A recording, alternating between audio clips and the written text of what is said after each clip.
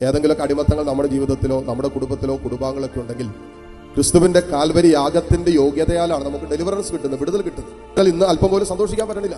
ചോദിക്കും അതിന്റെ കാരണം ഇന്നലകളുടെ ജീവിതത്തിന്റെ ഏതൊക്കെ അനുഭവങ്ങളാണ് നിന്റെ സന്തോഷം തകർത്ത് കളഞ്ഞിരിക്കുന്നത്.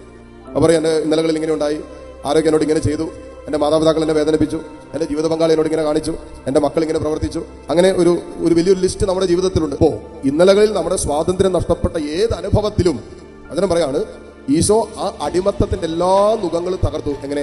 അവന്റെ കാൽവരി യാഗത്തിലൂടെ. റോമ 6:22 പറയുന്ന പോലെ പാപത്തിന്റെ ശമ്പളം വേദന മരണമാണ്, സ്പിരിച്വൽ ഡെത്ത്, ആത്മീയ മരണം. ഒരു ആത്മീയ സ്വാതന്ത്ര്യത്തിൽ ജീവിക്കാൻ പറ്റുന്ന ഒരു അവസ്ഥയിലേക്ക് യേശു നമ്മളെ കൈപിടിച്ചുയർത്തിയത് അവന്റെ കുരിശുമരണം വഴിയാണ്, മരണത്തിലൂടെ. അതെന്തിനാണ്? നമ്മൾ പരിശുദ്ധരും നിഷ്കളങ്കരും കുറ്റമറ്റവരും സ്വാതന്ത്ര്യം അനുഭവിക്കുന്നവരുമായി യേശു ക്രിസ്തുവിൽ ജീവിക്കേണ്ടതിന്. ഈ ജീവിതം നമുക്ക് നയിക്കാൻ പറ്റുന്നില്ലെങ്കിൽ അതിനർത്ഥം എന്താ? മരണ സംസ്കാരത്തിലാണ് നമ്മൾ.